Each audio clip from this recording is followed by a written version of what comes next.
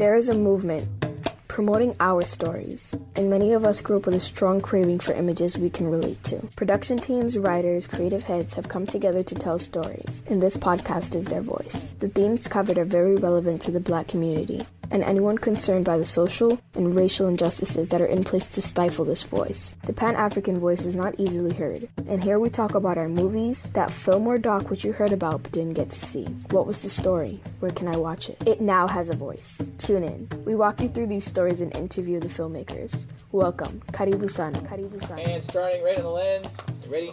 And action.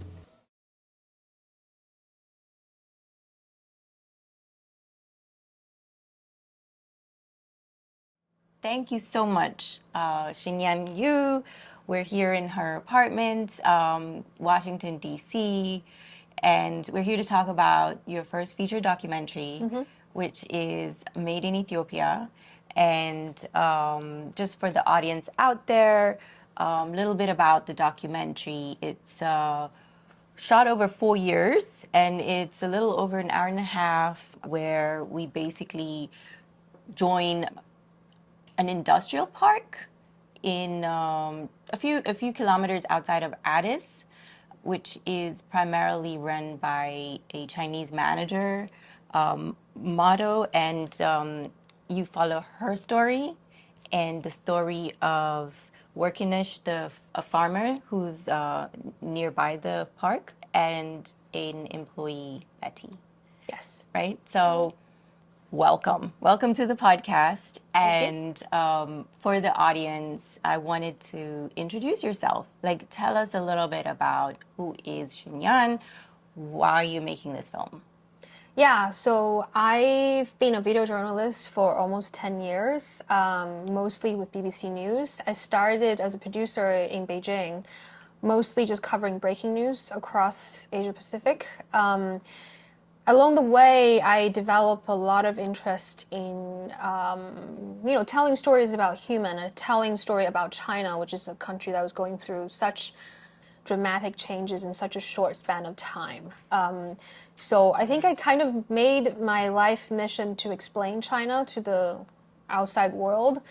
And along the way, I really felt like breaking news, short form, 3-minute, 5-minute stories were not enough to bring the nuances out of the stories. So that's when I met Max Duncan, my co-director, when we both were really fascinated by China's role in the developing world, and really felt fascinated by Ethiopia in a way that Ethiopia was sort of considered as the China of Africa, because it was very actively adopting the economic growth model, which is building these really massive industrial complexes across the country, employing young population that a lot of them, there was a high unemployment rate, and the average age of Ethiopians was below 20 years old. So there's a real problem there.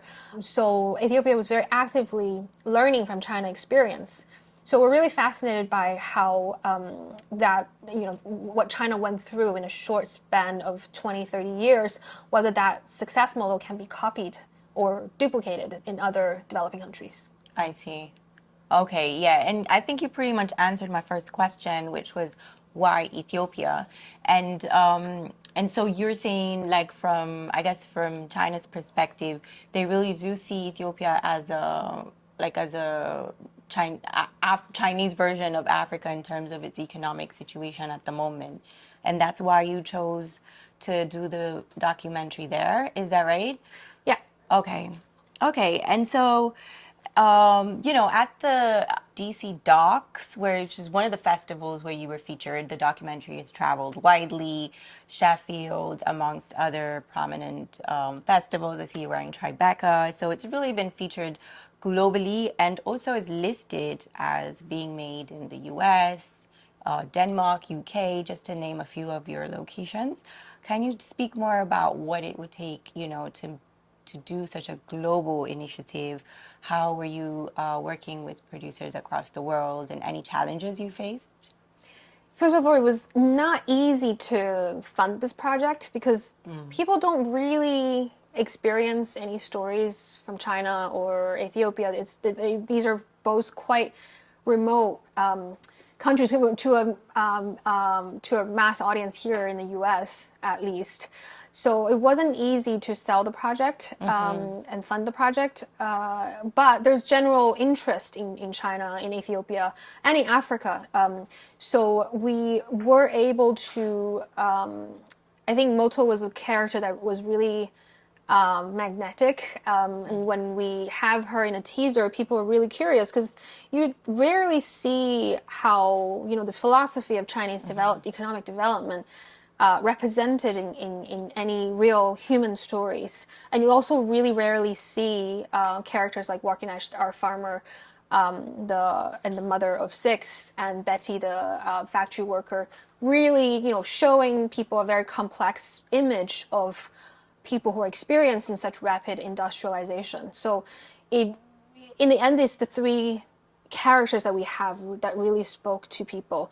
Our production is mainly American, but we were working with Tamara Dawit, who is an Ethiopian-Canadian producer who had a production company in Ethiopia. So we felt like we had the 3 of us really makes a very strong team that can tap into resources in Europe, in US, and in Canada, and in Ethiopia.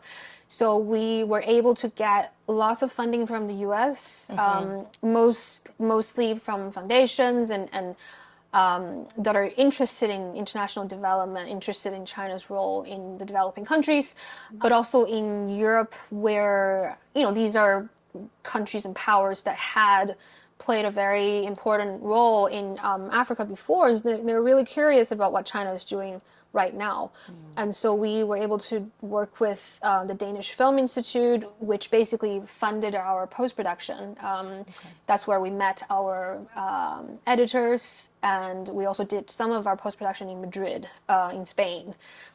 So it's a truly international project. I think for us, it's really hard to tell such an international story to a wide range of audiences with different depths of understanding in the issue. So it was useful for us to have funding from all over the world, but also creative talents from all over the world, because people process the story differently. So we were able to tell it with a very international team and make sure that the story is digestible and it speaks to not just audience in China and Ethiopia, but a wider audience.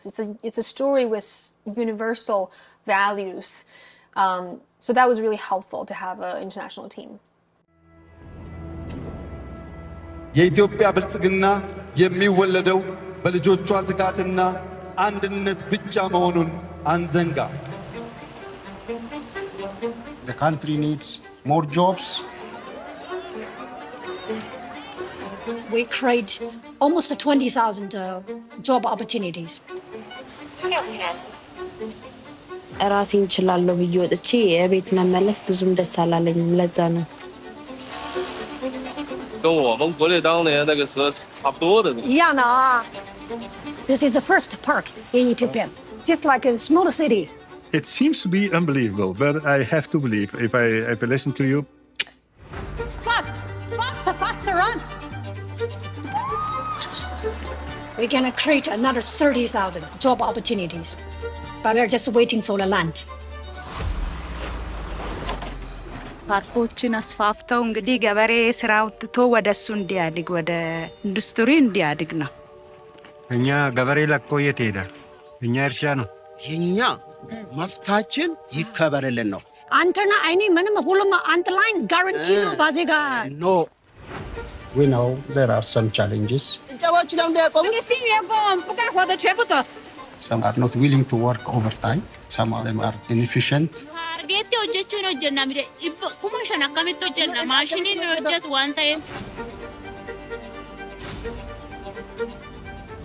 解决这个国家的问题一定是靠经济，落后就挨打，这个就是一个很残酷的现实。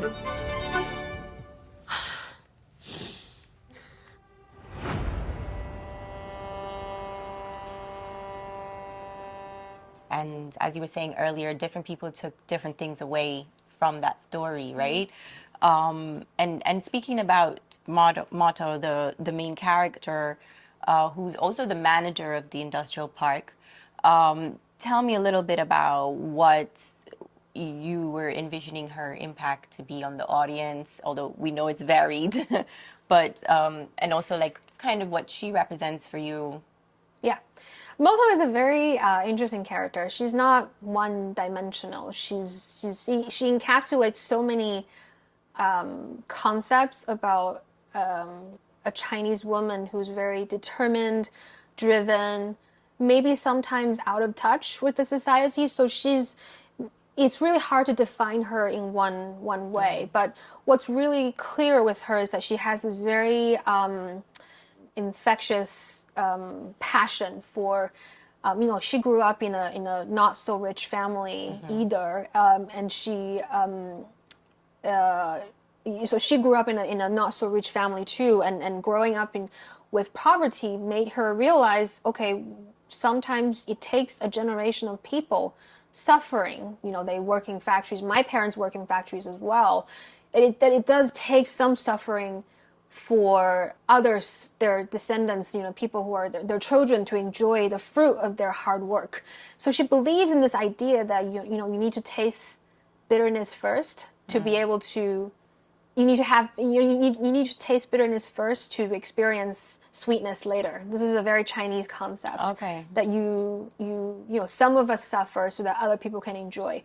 So she believes this idea that, well, this is your situation. You have so many people, young people who are who need employment. And the very rapid way of getting them, mobilizing them, is have this really labor-intensive industry taking over the nation, that you can create foreign capital, you can create these industries that get people, train people, and they can have their skills, and Ethiopia can have more export capacity. So she believes that the way China developed is a model that can be duplicated in Ethiopia. So she comes in with so much passion, and it's really magnetic for our audience. It really draws you into this world because of the passion she had. And in a way, she has her good moment, and she would have challenges throughout the film. And in the end, we kind of learn through her whether this model is successful or not. Right. And then your choice to introduce the other two characters again speaks to your objective to tell like a more nuanced story, right? Like than just kind of what you were doing, the 3-minute reporting, like actually have more of a dialogue around how that was impacting the community, right? So in general, the podcast always asks that question about Pan-Africanism because that's what we're about. And I kind of wanted to get your perspective. What is that for you from your perspective when you were there, I think, filming 4 years? Yeah. There's so much to learn about Africa. I think it's a continent that really fascinates me. And of course, it's not a monolith. Not any African country is the same. But I think my entry point of understanding of the continent was Ethiopia, because it's a country that really was very distinctive. It has such distinctive culture and such rich culture that dates back centuries ago. It's sort of similar to China, very kind of used to its traditional way of doing things. So when these two traditional powers kind of clash in an industrial experiment, it's truly fascinating. I think as a continent also, I went to the US-Africa Summit one year. It was really interesting to hear from African leaders' perspective. People always think, the Africans leaders either follow the U.S., the Western way, or the Chinese way. So hearing from African leaders, we don't want to just follow either way. We want to take what's useful for us. I think often people overlook the agency and wisdom of a lot of African leaders as well. People in the West often see problems, risk, famine, war, and the image of Africa is very one-dimensional. It's either activism or problems. And China sees Africa as a continent of growth, as opportunities. I think there's some the reality is always something in between. Of course, the continent has so many different cultures and problems and opportunities. Right. In a way, but what's really true is that there is a very desperate need for young Africans or Africans in general to have a voice in a global stage, have a voice in a global debate, and not just sit back and let China or US decide what the future of the continent is. And in reality, China recognized the fact that Africa is the future of is the next engine that drives the economic development, because China used to be that one massive engine, and now we've transitioning into more service-based economy and technology. But Africa is kind of doing a interesting model that Ethiopia, for example, has a lot of development in technology as well, but at the same time industrial revolution going at the same time. So it's a very unique space, and it's also 21st century.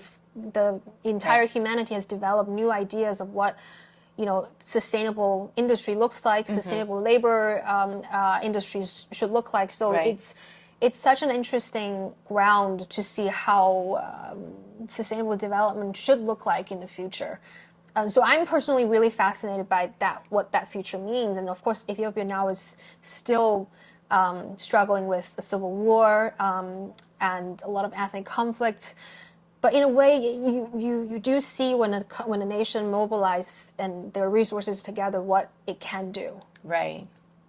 That was so powerful. Thank you for sharing that. It's also interesting to see from your perspective, and having had that direct experience of 4 years in the ground, but also through the pandemic, right? You were filming in that industrial park right through.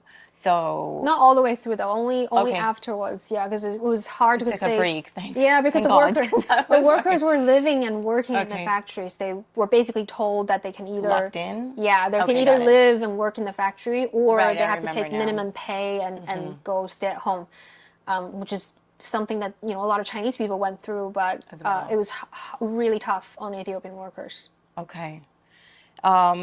This is actually very interesting, because both your points are useful segues into what I was going to ask next about that word that keeps getting thrown around in not just the documentary, but the film industry at large at the moment, that impact filmmaking, impact producers, as you were saying.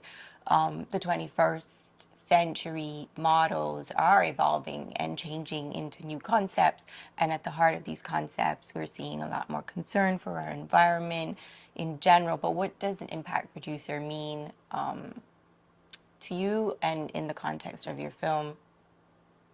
Impact producing, I'm also learning this concept right now, and searching for an impact producer. It's hard, I think, for a film to really have an impact, you really need to have a strategy, and it needs to be a global strategy tailored to different communities. Like in Ethiopia, the British Embassy would reach out to us after our screening, really hoping to bring the film to audiences that maybe are interested in investing in Ethiopia or interested in engaging with Chinese businessmen. They want to learn about risk, or for another community like workers in Ethiopia, they might be more, they care more about minimum wage. There is a discussion going on in Ethiopia right now, but people, to see the human face behind this really important issue is important.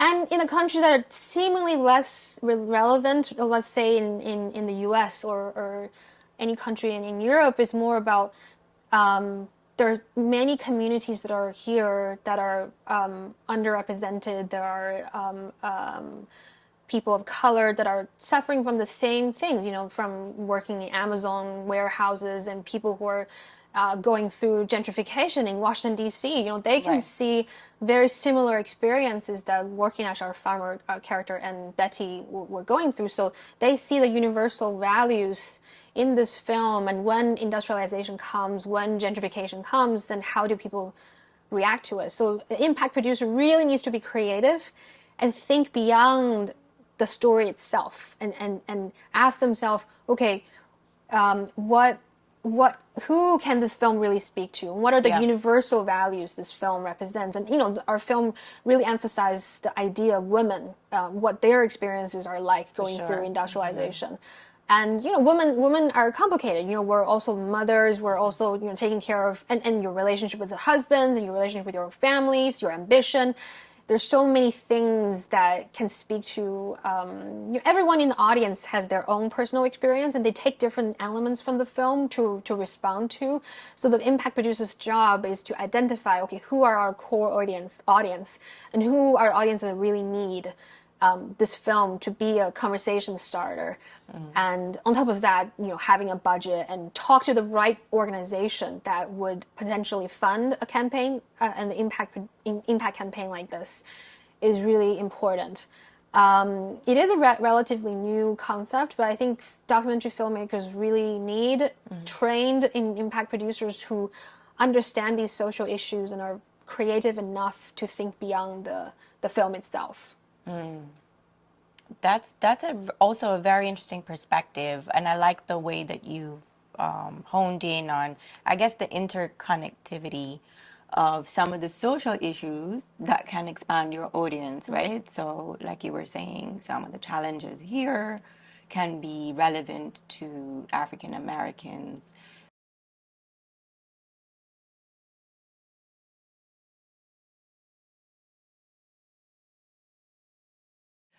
For you, Xinyan, like, why was it important for you to tell this particular story? Because you've talked about, it was hard to get funding. There were challenges in terms of filming in the middle of a pandemic, and it was quite the mission, right, to even complete. So what was the driving factor for you? I think for me, there are a few things. I often feel like in news and journalism, the information that you consume can be quite didactic. It's telling you, oh, what China is doing is wrong, or what China is doing is right, or what Africans doing are a certain way. I think I wanted to make a film that present the facts and stories so that people can have their own interpretation of what was going on.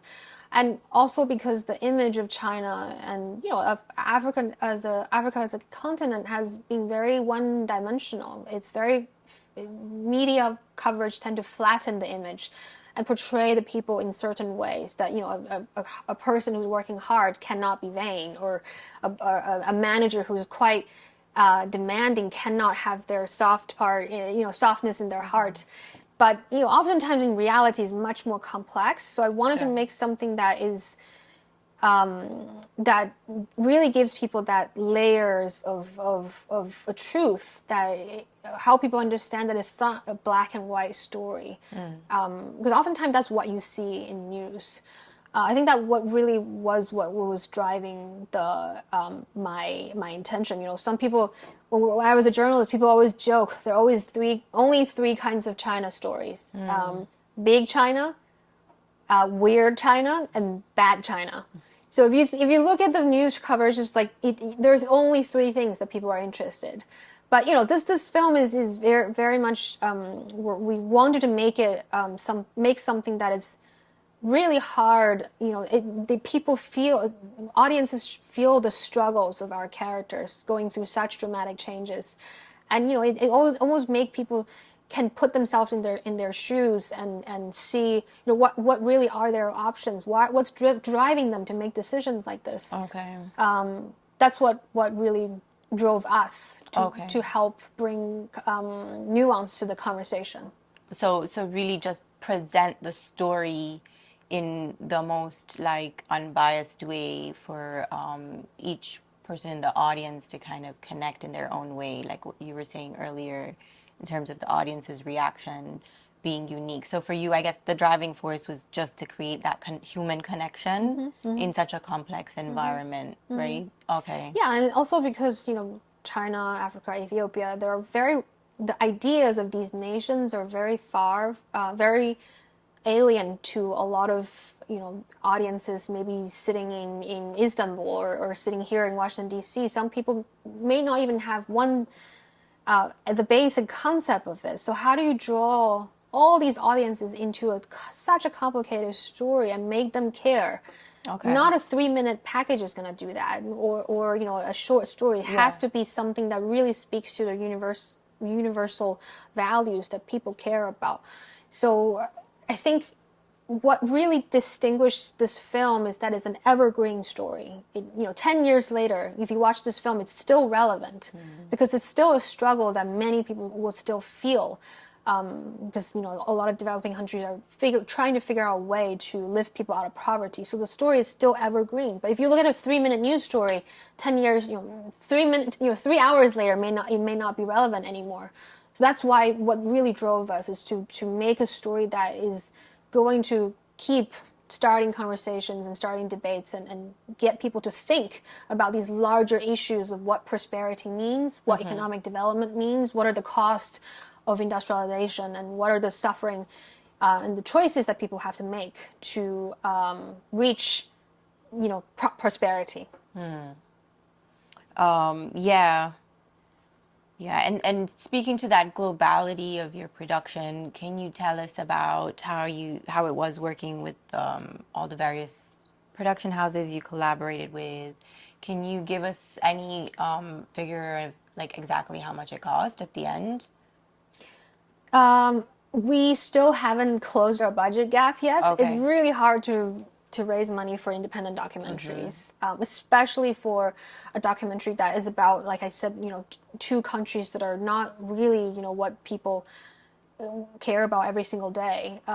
So we constantly try to raise the profile of the story. It's a story about humanity. It's not just a story about China and Africa or China and Ethiopia. It's about a future of the continent, a future of our humanity. Working with different countries there are pros and cons of doing that. It means that, in certain countries we don't qualify as, a Danish production. We're a Danish, they call it Danish minor. So we have a secondary producer based in Denmark, which means we have access to less money. And here in the US, we're not fully American either. So there's some grants that we don't have access to. The pros is that you really have so many people that you need to make sure that they understand the story first. And the product we're making is going to cater to audiences from their backgrounds as well. So it almost serves as a filter. Filter is not the right word. It almost serves as a prism. Through their eyes, all these different creative talents from different countries help enrich the story and make sure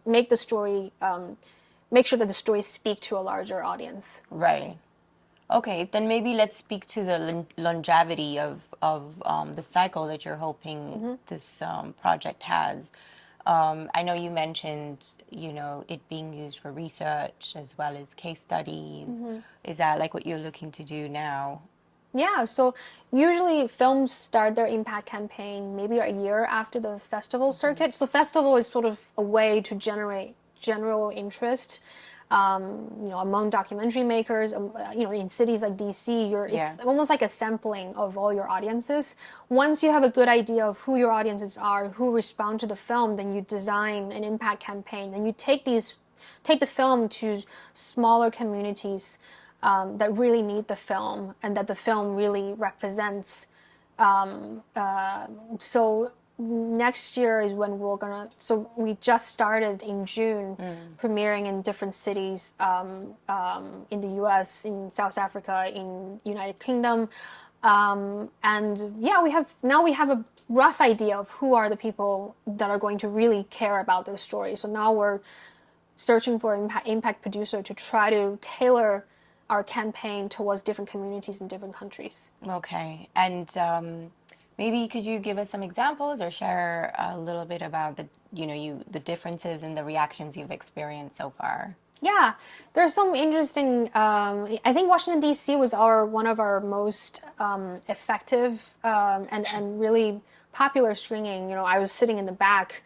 And looking at more than 240 people. There are a lot of people sitting on the stairs and standing in the back. It's just really rare for both Chinese and Ethiopians to see themselves represented on the big screen. It's a moment of celebration. It's also a moment of kind of reflection. A lot of people laughed and other people cried, and some people were angry. There were audiences that came up to me and said, "Oh, I was really mad at the mayor." Because you never see corruption being represented on big screens and officials making decisions like that are really relevant to everyday lives, to regular citizens, but you don't really see them being portrayed. So people were like, "Oh, that really made me angry," and other people responded to Workinesh, the farmer who really wanted to break away from this traditional way of life by participating in industrialization. But it also means that her husband feels like his masculinity was being threatened. So there were Ethiopian men who came up to us and questioned this scene and was like, well, what if the father down the line felt this film was kind of misrepresenting his image. But there are other Ethiopian women that came up to us and said, "Oh, this is our story. This is how I grew up. This is how my mom had to deal with all these pressure from being a rural woman in Ethiopia." So that really fascinated me because I realized, okay, every audience takes a piece of the film that really resonates with them. That was also, the fun part of making a film. You realize, okay, all these choices that you make during editing that really speaks to me. Like I really care about women and their roles in development, and that other people responded to them, and it's a huge moment of joy for me to realize, okay, people responded to that, and there were contentious discussions over it, and that's, generating interest and generating meaningful debate. Yes, that it is. It's definitely generating discussions, meaningful debates, and so I think worth all those efforts made over the years. Thank you so much for sharing your story with the world and with everyone here. I know that DC screening was really, really well received. And yeah, just wanted to share any more places where the audience can find your film, or any sites or social media campaigns that they can follow to keep in touch with Made in Ethiopia or you personally. Yeah, so we have received lots of requests from universities to have screenings. There are students who are in international development, are in business, are in Chinese studies, African studies, really interested in the film. From some embassies that wanted to have more impact screenings, and NGOs. We are going to Europe and Asia, and some countries in Africa as well, in the fall, in winter next year. So it's going to take some time for us to go to different cities, because we're waiting for festivals to come back to us. So cities that we're considering right now are Warsaw, Cologne, and we really want to go to Korea and Japan, and perhaps Asia, other countries in the Asia Pacific region. So it's coming. It will take time, but it's coming. But alongside these festivals, we're also planning community screenings. So talking to universities and talk about ways to bring the film to students, policymakers, and workers and farmers in these smaller communities. So I wanted to show, here's our poster. It's made by Andrew Bannister, our graphic designer based in Dublin. Another example of our international collaboration, but he was really clever. We were kind of, very bold colors, and the idea, this in the film, we kind of play with this idea of a princess, because Moto is very, her idea of herself being a young girl growing up in China really wanted princess dresses, but she couldn't afford it. So when she was hosting a Chinese New Year gala, she had this very princessy dress, and she was telling people in the audience that, there's the gap between dream and reality is not so huge after all. So this idea, and she also calls her daughter princess. So she has this very interesting idea of wanting to be a princess. So we kind of play on this idea that, the idea of prosperity is sort of being represented by this dress here. But if you look closely, the dress is made up of hundreds or thousands of workers that are working, hours and hours and hours trying to turn these, garments in production. So that's perhaps what a prosperity means to different people. It means different things. Anyway, so No, it's a powerful image. It's a really powerful poster. I did like the play on her dress. Yeah, no, I think it's just wanting to kind of draw people's attention to development being a double-edged sword. You know, it means different things for different communities. For sure.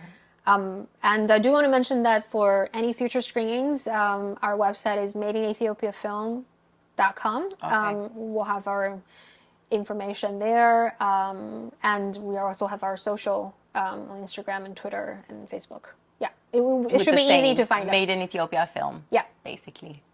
Got it. Thank you so much. No problem. And that wraps up our next episode. And another one. Thanks again for tuning in to another episode of the Pan-African Film Podcast. We are now on Spotify and Instagram. Just search Pan-African Film Podcast to follow and like us there. Our new platform is 360 Africa. That's 360 Africa. And we want to thank our Kenyan Vibe partners. Shout out to the KV Squad. Last but not least, we thank our editor Ace. Please send us your feedback, like, follow, and comment.